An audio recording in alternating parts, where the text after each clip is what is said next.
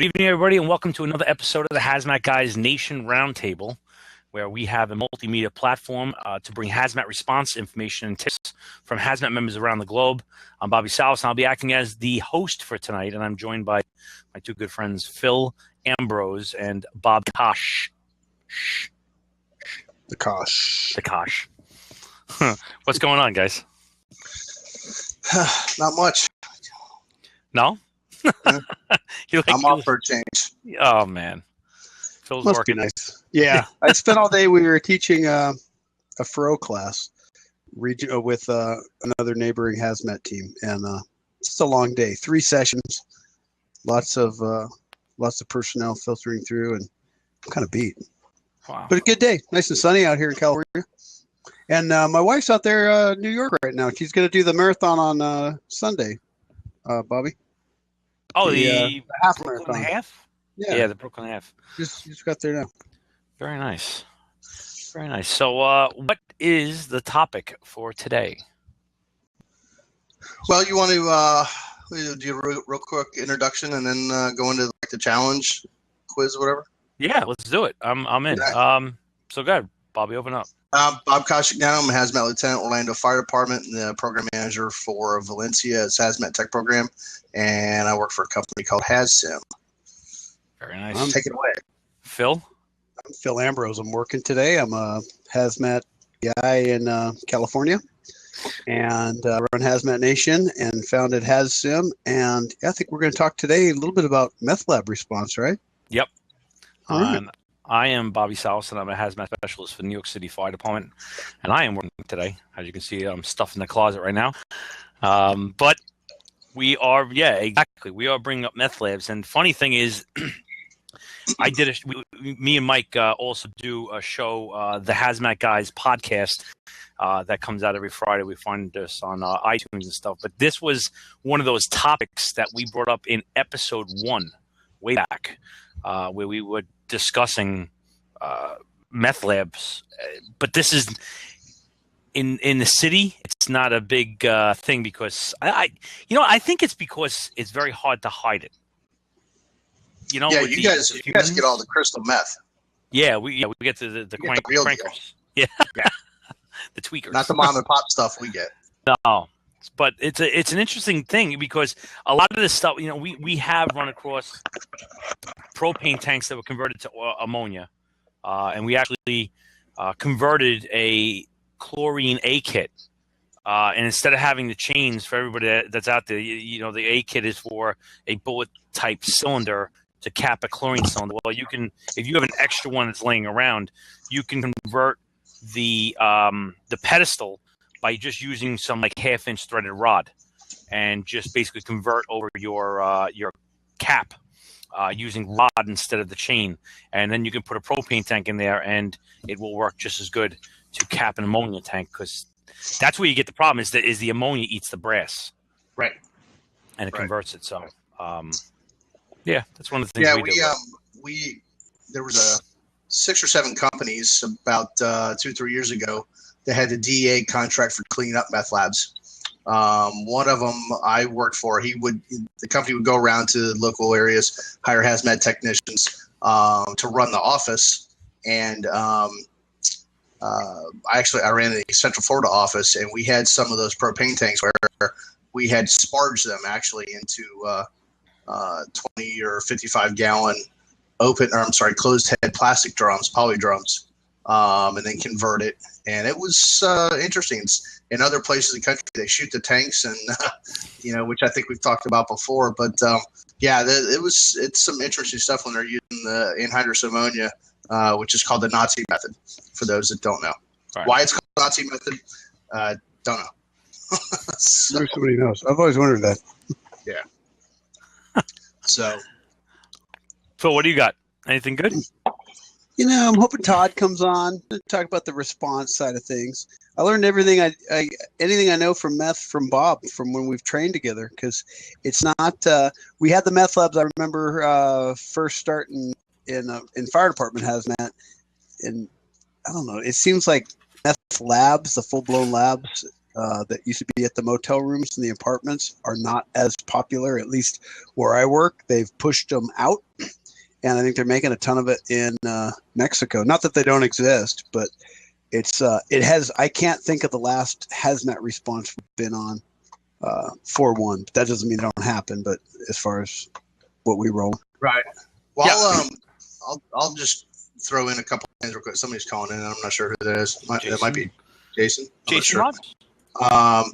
But a couple things. Here he comes. Jason's on. Hey, buddy. What's up? Just a couple of things real quick about the meth labs. We talked about confined space last week. And one of the things that they were doing in California was they were actually burying buses and Connex boxes and some of these other things for using them as grow houses for marijuana, for cooking meth, for all this other stuff. So not only do you have the chemical hazards there, but now you've got a confined space element to it as well. And that's, that was mostly out west, California, New Mexico, Arizona, out in that area. Real quick, 3 basic types of it are the red P with red phosphorus method, the Nazi method, which we talked about, where they use the anhydrous ammonia. They usually steal it, or they actually make it with ammonium nitrate and some other things. And I'm not going to go into too many specifics because I don't want to be that guy who, you want the recipe. I'm sure somebody will be able to find it. Wait, let me write that down on the internet. Yeah, right there. Yeah.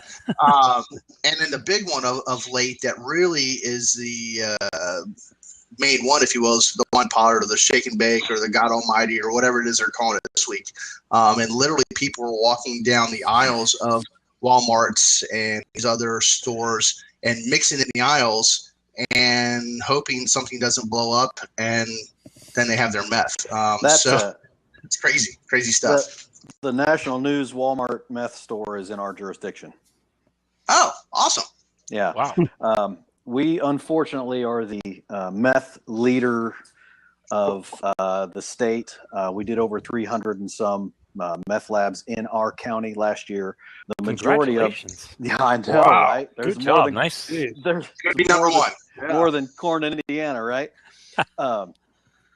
So we're it's a huge problem for us. We attributed us to having so many is because of significant law enforcement, education and pieces. We have Indiana State Police does all of our cleanup.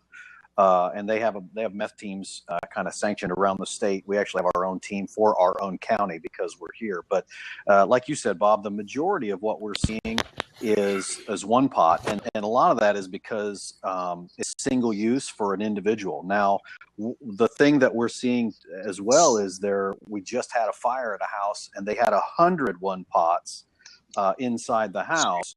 So they were trying to make a large batch using that method. It's really easy to do. You can get it off the internet. And I have all the SDS sheets for that, and I'm willing to share those with anybody that wants. So it's not a recipe, but it's certainly a cookbook. Our team partners with the Indiana State Police and their meth suppression unit, and they're pretty high speed. I mean, they're doing all of the cleanup. The investigation is left to the locals, but we basically back them up for decon. And the majority of, like I said, what we're doing is one pot. Well, let's review. I mean, the one pot is AKA the Nazi dope, basically, right? I mean, or is it a different? That's that all-in-one Walmart one. Yeah. It's different. It's everything in one. Again, I don't want to go into the specifics of what it is, but you do have some things that are good to talk about as far as reaction and why they explode, because you have lithium in there, and then you have water in there. Now, I'm not, obviously, like I mentioned before, I'm not going to go on all the other ingredients, but what do we know about lithium and water? They don't like to play well with each other. Right. Anything a lot of times in that column, the alkali earth, alkali metal. Anything in there is going to be water reactive to some point. Some are explosive in the group in the column 1, and group 2 is less reactive, but it's still quite a bit. Right. And what happens is when they have their concoction and it's boiling, if you will, what they tend to use is, and you'll see a lot of these in Gatorade bottles or Powerade bottles or those type of sports drink bottles, because those bottles have a PSI of about 147. versus a regular 2-liter bottle where it's a little thinner plastic. So they use those because it's less likely to explode, although they do, and you can see them explode all over the internet. So when these things mix and it starts swirling around, they have to do what's called a burp. And they burp it, they add some more of different substances to it, shake it up, tighten it down, and let it spin around and boil again, and they keep burping it. And they do this process for about 45 minutes to an hour. And that's where the burping, I guess it's the junior guy of the meth company or meth addicts or whatever you want to call them, the rookie, has to burp this thing. But what's interesting with them is they're so powerful that when they do explode, you're basically dealing with a flammable liquid that's also corrosive. So yeah, a lot of them. When we teach the class, we ask people, what PPE do you wear that will take something shooting at you at 147 PSI that's flammable, corrosive? And everybody's like, well, that's a good question. And so that kind of starts a good debate. I'm sorry. Go ahead, Jason. The one thing I was going to say, one of the main mixtures when they are making it is Coleman fuel. And the water is usually from a byproduct of something else that they're mixing in with. So you've still got a flammable in there, and it's most dangerous when you see the gold flakes in the one pot method. So as they're doing the spinning, and we're seeing a lot of, they're getting a little more creative in that they are drilling holes in the tops of the bottles, and then you'll see like oxygen tubing or something coming out that they can kind of control the burp with. So we're seeing a lot of that, and almost it gives you the idea of a Molotov cocktail, but it's a one pot meth lab. Interesting. I've got tons of pictures and video of that stuff if you guys are interested. Yeah, we'll post it with the with the release of this stuff, because I'll be honest, I don't have very much experience with that. I understand the chemistry of it, I understand how it's produced, but I don't have very much experience with the actual live operation of these things. So when I'm listening to you guys, I've gone to classes where they set up like the state police or Department of Homeland Security. So, they have that traveling little meth lab that they'll set up in the classroom, but it never really does the justice. From what I understand, the odor is overwhelming, and I think that's one of the, like I said before, I think that's one of the reasons why we don't have it in New York City. There's so many people close together that there's very few places where you can set up shop, do it effectively, and then be gone before anybody knows. Yeah, people used to say. They used to say, "Oh, I smell acetone. I smell this," and that's the red pea method, and that's only one small component of it. There's so many other things that you could smell for sure. Right. The one thing that we're seeing a lot of is they're trying to contain it, so it'll be like in a Coleman or some kind of like a Yeti cooler or something. Yeti's expensive; they're not using those, but But they're trying to contain it. We see them in trunks of cars, backs of pickup trucks. I mean, literally everywhere. And I guarantee you that you have it. It's just a matter of where they're cooking it, where they can get away with it. We see literally, I would say, well, I know it's daily, but we see people, going on sidewalks. We've got some greenway areas that people like jog and stuff on, and we see trash. That they'll call in and go, hey, there's trash and it smells like chemicals. We think it's a meth lab, and sure enough it is. So, I mean, they will describe you. They'll throw it in dumpsters, and you're thinking the smell is just a smell, and I guarantee you, we all have it. I mean, it's such a huge problem, and it's a popular drug, and it's super simple to make. So, it does not take a chemist. It takes somebody that can mix shit together. Sorry, but that's what the state police class. We just put one on for a hospital and said, listen, these are not people that have any experience in the handling of these products in the dangerous situation they're in. So we see lots of chemical burns if they do explode. Lots of issues with respiratory and that sort of stuff because it's right down in their face. So, they're getting those explosions. And they're not chemists. I mean, they're just basically knuckleheads that can follow a recipe. Exactly.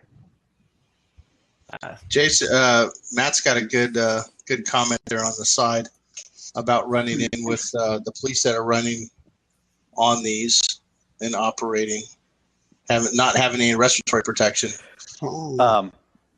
We see some of that. Our guys are much more educated because we deal with it a lot. All of the troopers are using. I mean, they actually carry SCBA's in their cars. If they and they're doing metering. So now those are the guys that are actually on the meth team, right? Yes, absolutely. Yeah, Matt's talking about guys that are throwing it in the back of the patrol car and bringing it back to the police station.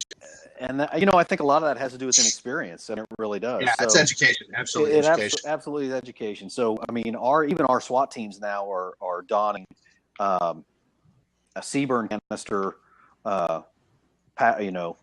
face masks, so that they have some protection. We just had the last county SWAT raid we had maybe 2 weeks ago. They went in and so the intel's got to be: do we flashbang this place? Yes or no? And if it's a meth lab, then the answer is no. Then we're going to some respiratory protection. But they had one. They went in. They kicked the door in, do all that sort of thing. They had a flash fire, and it really caught them by surprise. So that definitely huge learning curve for law enforcement because of the dangers with this stuff, especially with active labs. It's a weird thing because you're going to have a hazmat scene, which we have that whole, slow down, take your time, think about this thing. But these type operations are extremely flammable, if not explosive, because of the vaporization and the chemicals that are produced. And more than likely, it's going to be an acid or we'll say a corrosive atmosphere, at least a gaseous, if not a liquid.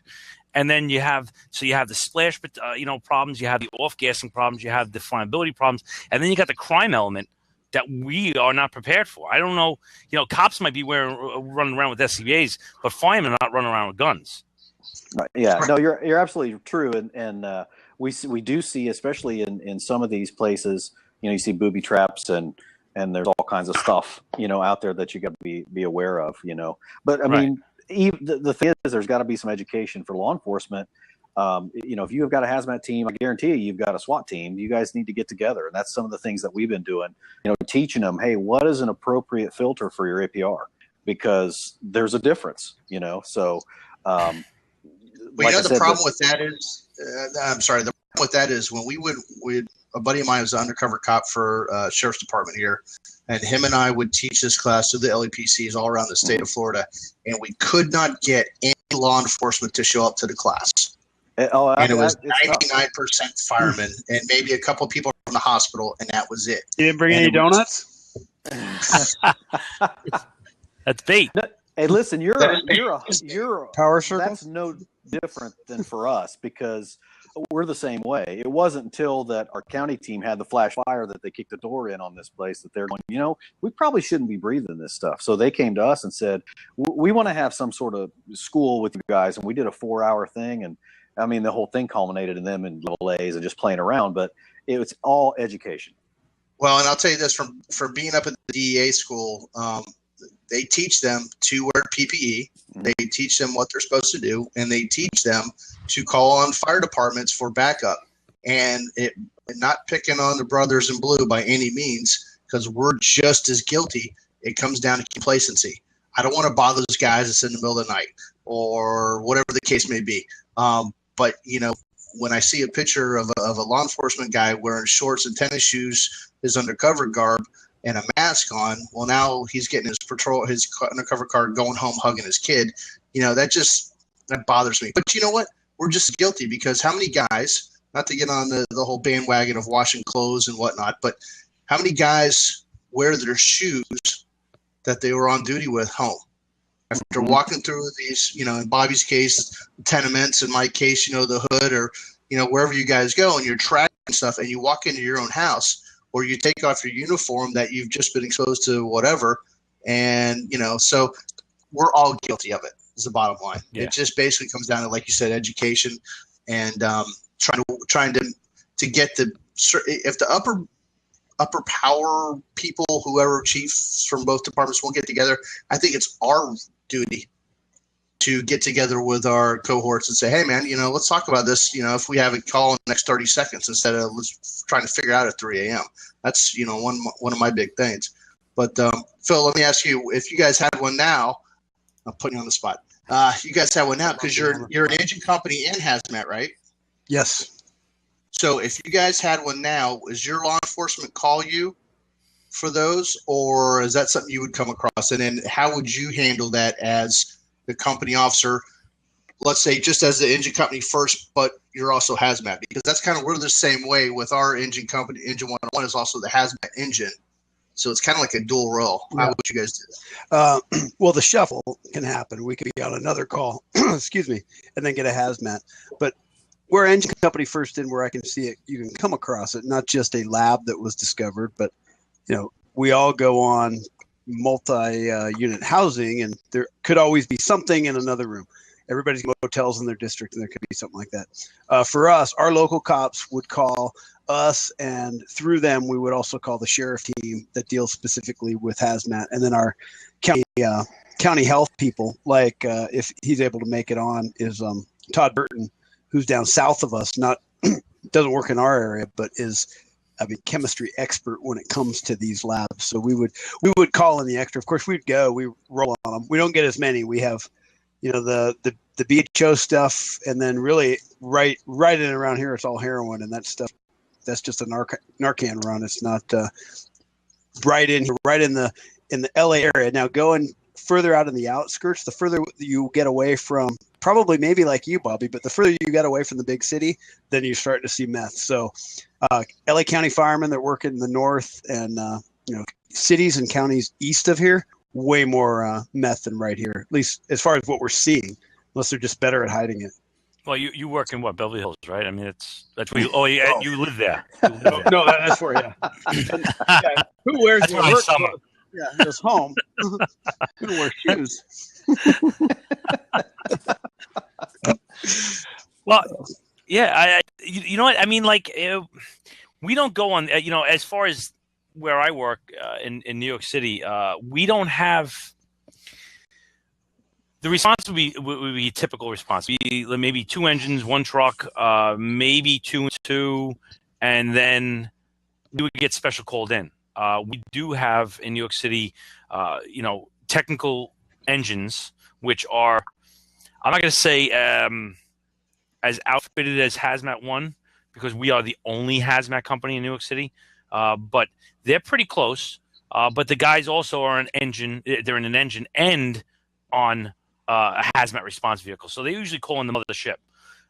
And we run the whole city. But by the time we get there, usually there's a lot of stuff that changed. You know, your first engine company's in, you got the first truck companies in. They may have, you know, started ventilating well or not so well. And sometimes the scene changes drastically, where you know, the new guy took the fan and started drawing the vapors out through the fan.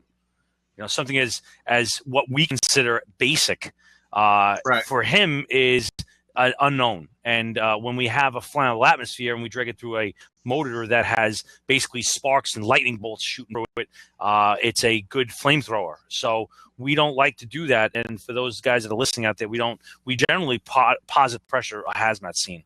You know, checking on that short circuiting of the gases going around to the intake again. But you know, if I was going to this thing, well, you know what, we can go around the horn, I guess. You know, me as a fireman, I'm going in there. What is my methods of detection? I'm going to take my tape, and I'm going to put about 10 pH strips dry on my one arm. You know, just so I can rip them off and throw them in, rip them off and throw them in. Some guys, I don't know. Do you guys like putting them on the visor? I'm not a big fan of that. I like putting them on the arm. I like the arm. I do. Same with 10 or did, just so you can keep dropping them. Right. I've talked to guys and they're like, oh, I like doing it on the face piece because they're constantly in my vision. But I say on the other side of that, you're limiting your vision. So I want to see. You know, I don't need to see them all the time. I need to see where I'm going. You know. Right. So, but I'm doing pH. There's a low probability of radiation, right? So I mean, I think we can all agree that though it's always a primary. Oh, it's the first one we do. I'm not queuing up on it. You know, it's not my primary thing. But a corrosive is absolutely my LEL, which is probably going to be your 4 gas meter. Your standard 4 gas meter is going to have your carbon monoxide, oxygen, LEL, and hydrogen sulfide. I don't know of any cross sensitivities in this type operation that would ping on something. I know. All right, so I know certain things will give off, ammonia. Ammonia is used, and then you got ammonia gas that's produced. You can also get, hydrochloric acid that in the Red Nazi, that's a generator in there that creates hydrochloric acid for the processing. But phosphine gas is Phosphine's a big one. Super toxic. I mean, that's like toxic. It's like 5%. So right. That's almost nothing. If 5%, if you think about it, 5% of the air is only 50,000 parts per million. Right. In the whole of it, it's really not that much. So I'm going to say that phosphine gas, though flammable, is going to be a ton more toxic. Toxic before flammable for that. Right. I'm doing this I'm shooting from the hip on this one. So I really and that's why I don't go and look these things up, because I wouldn't be able to on the way to their scene anyway. I want to shoot from the hip. And Chase is back. That is Jay. I jumped off. I sent you guys all a picture of a large, what we consider a large scale lab. I texted it to you, Bob, and Phil and Bobby. I sent it to your email. So just so you can see this is what we're seeing in the Midwest. And you're absolutely right. I was listening. The one thing that we definitely are always checking for is ammonia, because I don't know how to do that. Otherwise. Nice. Good job, Phil. That's awesome. And now let me just say this about that picture, because that is a big lab. From going on these labs myself, when you show up and the law enforcement has taken everything out, until you separate all the trash, it looks like the biggest thing in the world. Now that one looks like it definitely was. But once you separate all the other things out of it, and you realize, okay, you've only got a few things, because we had to separate them in categories. Corrosives with likes and flammables with flammables. But going back to the response for just a second, one of the things is, there was a department in Florida that would enter these in level A, and cute talk. Oh, you said big lab. Sorry. Awesome. Sorry, Bob. All we need is that in Bobby's moment. We're good.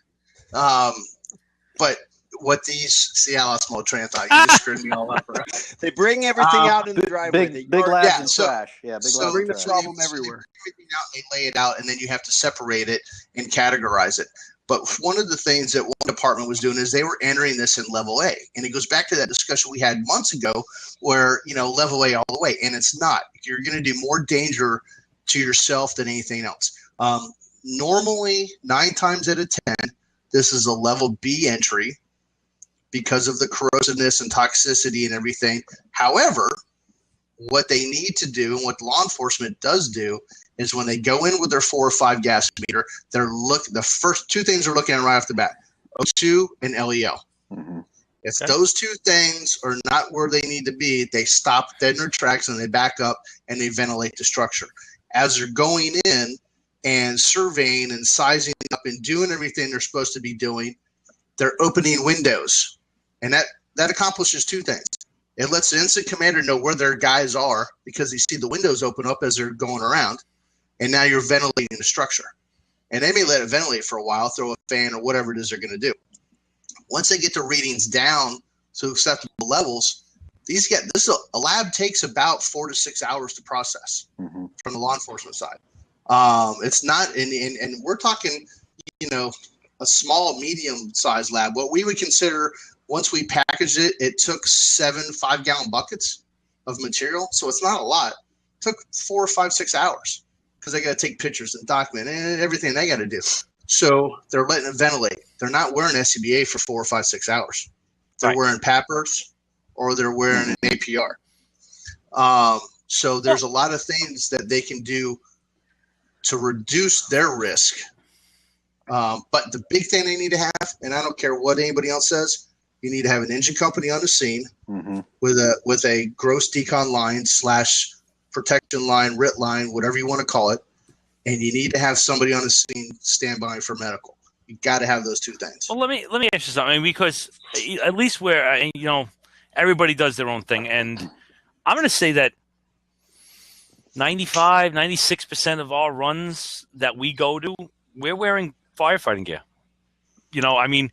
And one of the big things is that I'm much more I don't want to say I'm much more comfortable, like I'm just lazy, but even in something like this where, okay, I'm looking at the hazard, is the hazard inhalation hazard? Okay, great. I can wear my SCBA. I can protect my mucosa. I can take care of all that stuff. Then I got to look into, is it transdermally, is it going to transdermally hurt me? And if not, then I can go bunker gear. I can go with this, because, all right, I've gone through this whole thing with multiple people saying bunker gear is basically class D, level D. It has no chemical protection.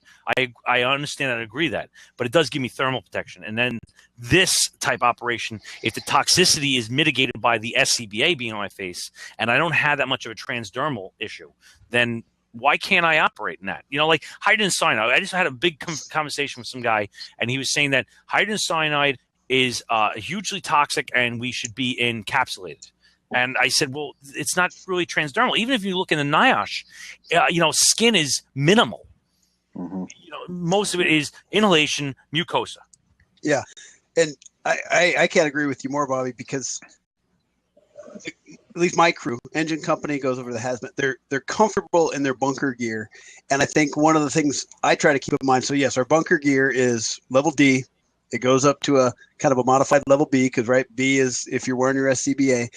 I would say that the modern bunker gear we have now, it's not 1991 approved, right, but it's pretty darn good with layers, but it's not approved. But where I can get away with it, at least strategy-wise, and even OSHA, NIOSH, NFPA, is you do a recon. It's not necessarily an entry, meaning you're going to that point to see if it means going up to the lab and kind of doing your 360, looking at some windows, maybe breaking the threshold of the door. And then the entry team has the experience to know, hey, wait a minute, just by brushing by this stuff, we're going to tip stuff over or whatever and come back out. But I like that first line. It may turn into a level A, but you can do your research and do the recon that way and do it a lot quicker. Right. There's two things, two points I think that we need to make, definitely for people that are watching this. One is, I know that our state police team, they go to the DEA school someplace down south. I don't know if it's at Fleetsy or where, but they learn how to make meth, and they're actually taught to do that. My understanding is they are the only ones that are allowed to make these entries. So once it's determined to be a meth lab, even the hazmat teams, we're out. So that's something I think that everybody probably needs to get with their local law enforcement jurisdictions. My understanding is we're not doing any deconstruction. We're not doing anything other than life safety on those scenes. Now, once that stuff comes outside, the second thing, and this is more where we fall into, it's decon. Are you deconning the officers? Are you deconning the suspects? Because we do a lot of that. We strip them down. Their clothes stay at the scene. They go in our trailer dirty, out the clean. They're in Tyvek, they're in flip flops, and that's what they go to jail in. Our jail won't take them if they haven't been deconned. If it's an active lab, and that's where we draw that's the threshold for us. If they're cooking, then they've got to be deconned. Our hospital won't take those people just because of cross contamination.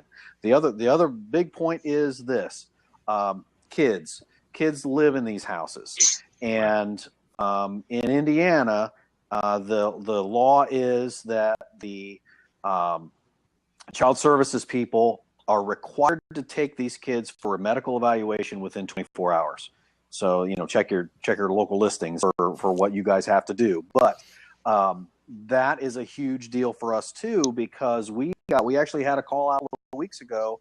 Two little kids, elementary school, little 3, 4, 5-year-old kids, get picked up at school. They get driven to the hospital, and the charge nurse, and I'm going to use Bob's term, calls a hazmat alert, which appreciate that. I'm diving into that stuff. That's awesome. Appreciate it. Absolutely.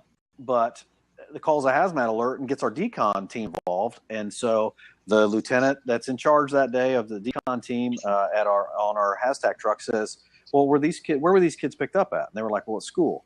Well, okay, so they're not in the meth lab. They're not in an active meth lab. Then we're not going to decon them. So definitely something that you've got to think about. We've done, my gosh, we've done a ton of little kids, and it's really tough. The other, just sidebar, if you're going to find toys that you can decon with them, let them take them through. We've actually had to build a decon trailer with hot water. It's got a water heater on it because we're doing these year round, and you can't pull a booster line and spray people with freezing water, even though they are bad guys. We use bottled water out here. Oh yeah, of course you do. Of course you do. And one thing I got to throw it in because I'm the guy from California. Check your all these things we're discussing them. Check your local procedures, follow all policies, the lawyers, and even when Bobby and I were just talking about turnouts, that does not mean I'm advocating do a meth lab clean out in turnouts. We're just going over initial disclaimer. And I think we all have a different image in our mind. Meth lab cleanup versus you get a motel fire and you start kicking doors for exposure, and then boom, there's a lab. Oh no, and it's that rescue option. I thought I'd throw that in there, the attorney one. And I saw Mac and Trev had a question, Bob, that I know you know the answer to that one because you talked to me about it in Florida. And he brought up a very good point. A call we ran on years ago, it's probably been 6-7 years now, came in as first off, it came in as a house fire. When the guys cleared the room and the fire was out, it was just a mattress fire, not a big deal. The guy was into this Wiccan religion thing. When the smoke cleared, they found on a dry erase board a chemical formula for TATP. I think it was TATP, which kind of scared everybody. When they opened up the closet, they found 3 or 4 shelves of different powders. So I don't know how most people are, but across the country, but when we do a powder sample, it's probably 4 or 5 different tests that we end up doing for one powder. We had about 20 powders, which all came out, not a big deal. They found a couple pipe bombs, but there was this big pile of clothes. And when we moved the pile of clothes, there was a mason jar, I'm not kidding you, about that big, full of mashed up castor beans. My man was making ricin. So that turned into a whole nother ball game. Every federal agency with an initial, black SUVs, and some people that just wouldn't tell us who they were showed up. And it was about a 1.5 day long scene for that one incident. So when you talk about other incidents, that's true. And something to kind of correlate with meth labs, if the match heads are missing, we're talking about red P now, red phosphorus labs. They use the striker plates off of the matchbooks, and they can buy a gazillion matchbooks. And again, I don't want to give people too much information. But if you come across the scene where the match heads are missing, run, don't walk, because could be an explosive lab and not a meth lab. And that's a good point, Bob. The other thing is too, I mean, we're not talking about 10 or 20 matchbooks. We're talking about thousands of matchbooks is what they use for the red P. Yeah. Right. Todd Burton's texting me. He can't get on, unfortunately. He apologizes. He just to share with you guys, because he has to do some other things. Says we don't see one pots out here. Just liquid meth smuggled in cars and apple juice. So meth labs are down where he is. So and I believe that because heroin's making such a big push here in Orlando. It's heroin mixed with fentanyl. Yeah. Yeah. Giddy up. Yeah, we're seeing a lot of that too. Yeah, crazy. And you think people are dying from that? Not to get on the whole heroin bug. People are dying from that. So you think the users would run? Talking to one, a friend of ours they said, no, we know that's the better stuff. We're going to run right to it, which just blew my mind. I couldn't even fathom that. But so anyway, meth labs for the red phosphorus. If it's striker plates, it's probably meth. something also to consider, the whole TATP thing, without getting too far off onto that. But if you open up a freezer and you see something that looks like crushed up ice, it could be that they're taking the product, doing some things to get rid of the impurities and make the meth a little more finer, the ice. Or it could be the TATP that they're trying to keep the volatility down. So something to keep in mind. So it's very definitely going to have law enforcement involved in this. Absolutely. And possibly the bomb squad. Oh, yeah. That's a good point. The other thing that we have found too, and in our state, they've regulated pseudoephedrine. In fact, there's a push here to actually make it a prescription drug. We have such a meth problem. Not easy when you have kids. Man, amen to that. Or sinus issues, right? Yeah.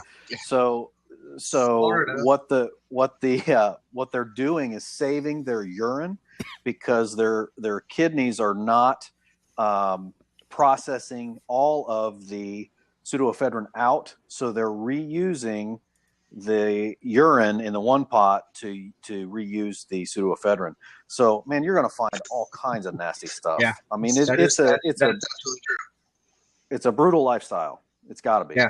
Actually, bad guys would go into a drug house, urinate in jars, and for them doing that, the drug dealer would give them fresh meth. Yes. Crazy. Crazy. We have a lot of people, what they call them Smurfs. So you'll be in a Walmart parking lot and say, "Hey, I'll give not you the little $20." blue guys." Not the little blue guys. Okay. They used to call them camels, or the guys that are doing the dirty work for you. But they would say, "Listen, go in and buy me. You can only buy so much pseudoephedrine here." So they say, "Hey, I'll give you $40. Go buy me 2 packs of pseudoephedrine." And you're thinking $40? That's $10. Yeah, but they're making so much money off of what they're doing. And that's one of the things. The pseudoephedrine is what they use for the one pots, I believe. And correct me if I'm wrong, Bob, but I think that the anhydrous ammonia, if they're using the Nazi method, they don't need necessarily as much pseudoephedrine, or they don't need it at all. I can't remember. No, they still need it. The pseudoephedrine is the precursor. Right. So without that, you cannot have. You can't have it. You can't have it. That's why we typically see the propane tanks that are converted over, because they can liquefy it. It's already made for it. If they just purge it once or twice, throw the ammonia inside of it, they have a vessel to transport quite a bit. Exactly. And just something for guys to keep aware of, that first new engine company, you've got 4, 5, 10, 15 fire extinguishers. There's a clue.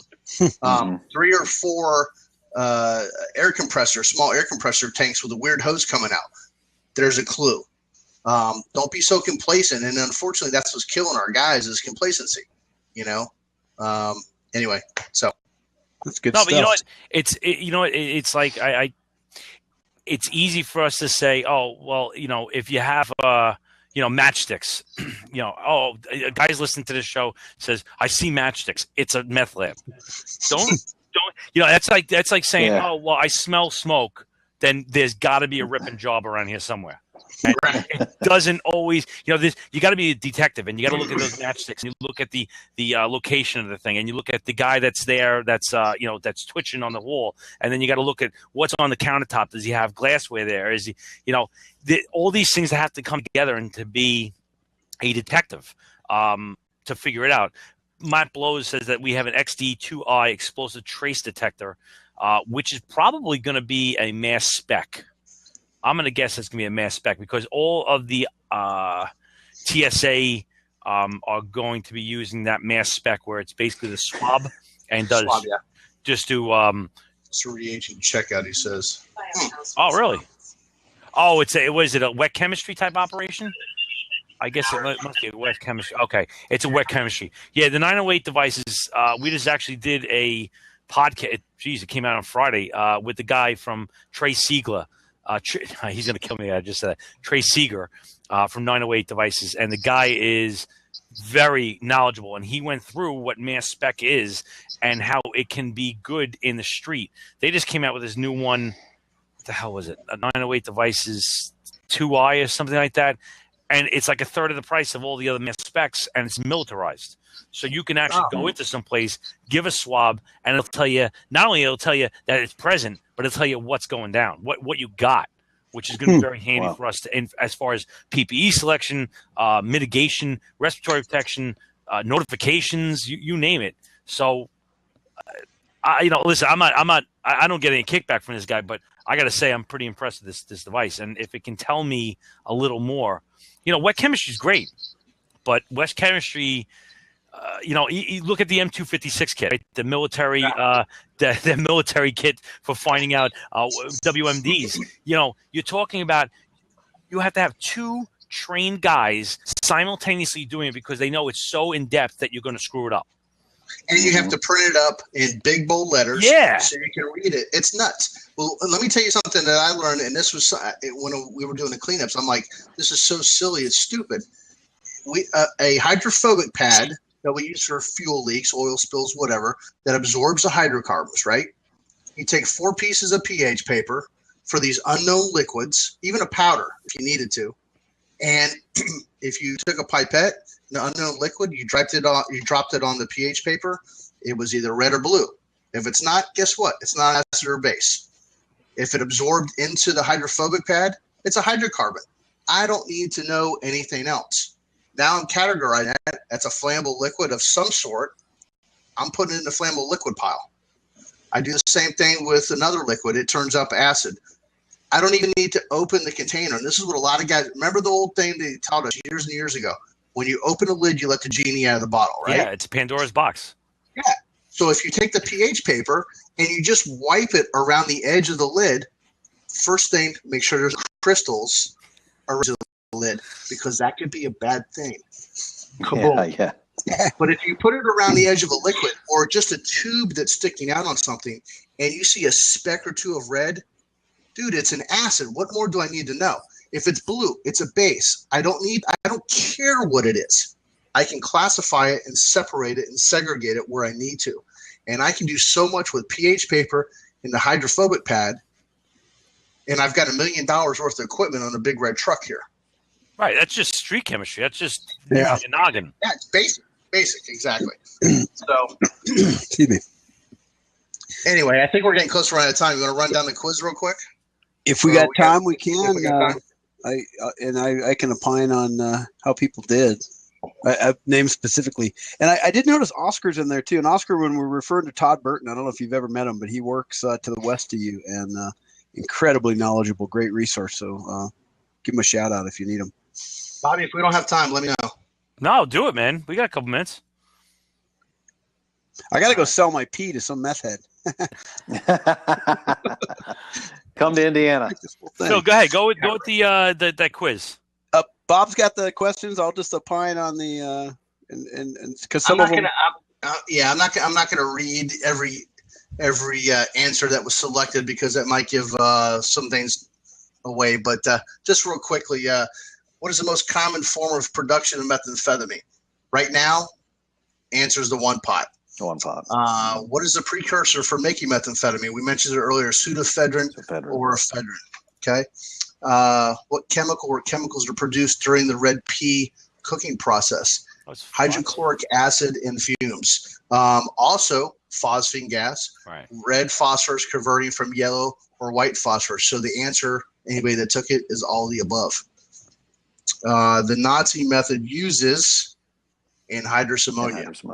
Right. And again, people have been making this. We found it in little sports coolers. There's a video on YouTube of a traffic stop where a guy opens a small little water container about yay big and does the sniff test, and it knocks him out. You see, well, it doesn't knock him out, but it knocks him back, and you see the cloud going with just a little bit of gas. What is the ideal age of iodine? We really didn't even get into iodine. But remember, a lot of people, believe it or not, are actually allergic to iodine. Right. So that's something good to know beforehand if you're getting into some of this stuff. So what is the ideal age of iodine, and in what process is it used in? It's 2 parts per million, and it's in the red pea process. Hydrogen chloride gas can cause throat and skin irritation at what parts per million? 35, very low. Doesn't take much at all. That was one of the ones the majority, 75% of those people that answered this question, which was a lot of people that took it, thought it was 25. But I would think they're going after, hey, it doesn't take much. So between 25 and 35, that was kind of a tough question. NH3 has an ideal H of what? It's ammonia. Hopefully everybody knows the ideal H for ammonia is 300 parts per million. That, not just in meth labs, but we're going to come across anhydrous ammonia in all kinds of things. So that's one of those, in my opinion, top 10 chemicals you should know the properties of. Yeah. 77% of those people answered that one got it wrong. Wow. Really? So repeat what you said about ammonia, because it'll help 77% of anybody we know, which anhydrous ammonia, the ideal H, remember, is immediately dangerous to life and health. It's a 30-minute window in which you can escape adverse effects. Is 300 parts per million.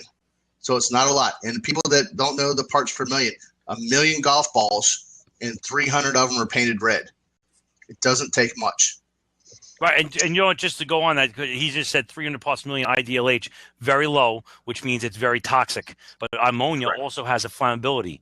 And I'm doing this off the top of my head. I believe, though, you need like 160,000 parts per million to reach that flammable range, which I think is 16%. Is that right? For some reason, that's sticking in my head. Maybe 16,000?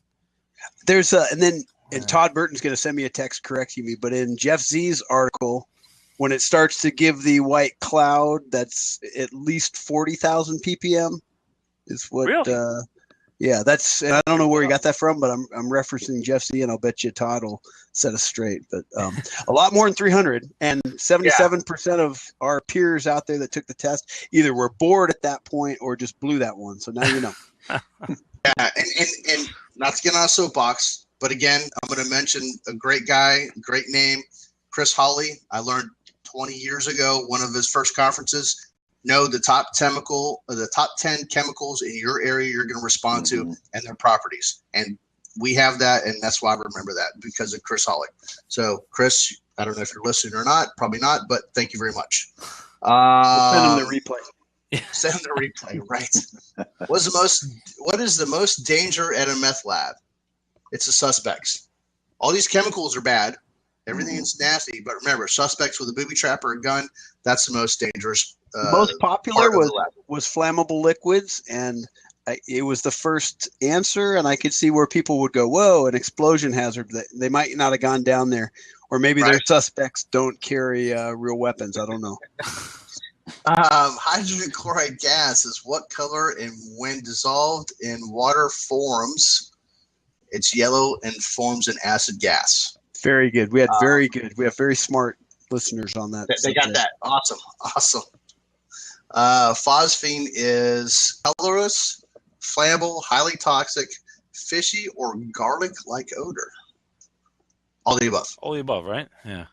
Yep, I always pick all of the above if it's an option. That's just me. That's how you got a captain's test. Yeah. See? Anybody can do it. Lithium reacts violently when it comes in contact with water.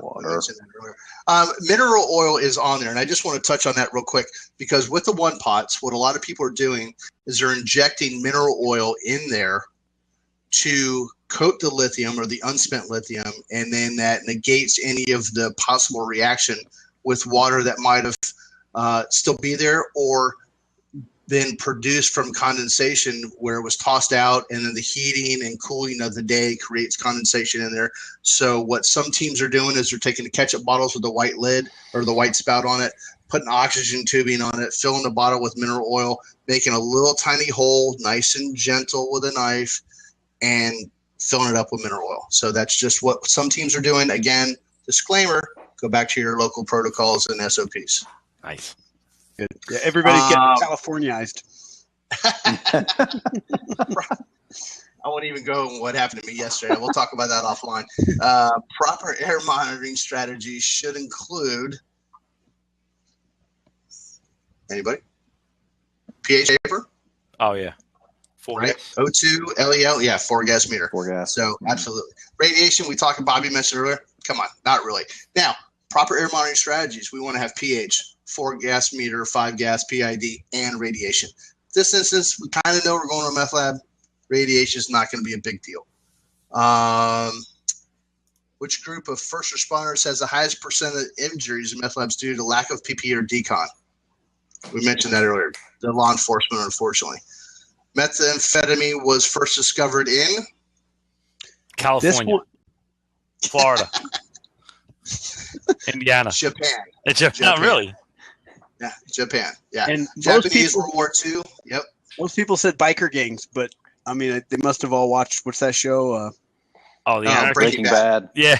Oh, the other Never biker. heard of It's like the Three Stooges on the motorcycles. They go around. Right. And it was called crank because they put it in the crankcases of their motorcycles and transport it. And that's where the term crank came from. I did not know that. I did not know. Better than being named ass, I guess. I'm retired in 4 years. I'm learning all this stuff so I can pop up my Keister. Yeah, that's more appropriate. We're almost done. What is the last one? What is recommended as the best practice to have on scene of a meth lab? Rapid response team, hose line, ambulance, hazmat techs or air monitoring, decon sector. Decon. All the above. Oh. Yeah, all the above. All the above. You got to have a decon. And decon's a gross decon. I mean, it could be a hose line. It could be a 2.5 gallon water sprayer. You're spraying the feet down of the SWAT team before they go back into their SUV or whatever it is they're doing. Right. So they're not in a confined area breathing all that stuff in. So it doesn't have to be a big elaborate 3-pool, tents, trailers, or whatever everybody's doing. So if that's the quiz. Yeah, that's it. Oh, they're the bonus questions. Have you been listening to the Hazmat Guys podcast? And 71% said no, but I am going to so I can improve my hazmat knowledge. So, and then awesome. And it said, what hit show involved production of meth in both a mobile and fixed lab? And 94% of visitors to the page got Breaking Bad. Wow. Awesome. Kind of cool. Todd Burton texted me real quick. PID correction factor for anhydrous ammonia is 10. PID around 1,300 parts per million. You were at 10% LEL of ammonia. Interesting. So Todd is listening. Thank you very much, Todd. Get a camera and be on here next week. Yeah, he's like Google, but better for this. Awesome. Can you repeat it again? Yep, I certainly will. PID correction factor for ammonia is 10. PID around 1,300 parts per million. You were at 10% LEL for ammonia. Okay, that's with the correction. Okay, that makes sense. Yeah. Okay. Yeah. Thank you. So, thank you, Todd. Appreciate it, brother. All right. Well, let's. I guess we'll wrap it up. Right. Yeah. All right. That wraps up another episode of the Hazmat Guys Nation Roundtable. Please be sure to follow us on Facebook at the Hazmat Nation and the Hazmat Guys. Guys, let's go around the table and tell our friends. We'll start with our illustrious and benevolent guest, Jason Rogers. Where can we find you, or do you want to not be found? Sure. I can be. You can locate me, and all the training requests and information be shared. DCEMA is our department. DCEMA.com. You can find me on Twitter, Jason Rogers 9813, and hopefully Hazmat Nation one of these days, right, Bill? Oh yeah, absolutely. Bill, what about you? Hazmat Nation, Hazmat Guys Roundtable, the Hazmat Guys podcast. Can't say enough about it because obviously 70-something% of people didn't know about it, but you need to know because it's what you got to wear when you're running or doing laundry or whatever you do. Cooking your meth. Listen to it. Oh, smart. I'll say it has sim. Yeah, that thing. Yeah. And nice. and we'll all be at FDIC hopefully, right? And, and Jason will be there too. We'll be there, and you guys can please come and buy us a beer. We'll be happy to drink it. Yeah, we'll do what we can. Bob Cosciano, HCMTLT, Twitter, at gmail.com, and Hazsim. Awesome. And I am Bobby at the Hazmat Guys. We have a podcast that comes out every week. You can find us at feedback@thehazmatguys.com. So let's just say, please be sure to catch next week's show live every Tuesday at 9:15 hours Eastern Standard, or if you're in the lovely world of California, 6:15 Standard on blab.im. We'll also be producing a podcast version on this that you can find at iTunes under the Hazmat Guys Nation. And we also post the video of this here episode on YouTube on our channel. It's thmgnation@gmail.com. That is it. Let's kill this. Be safe.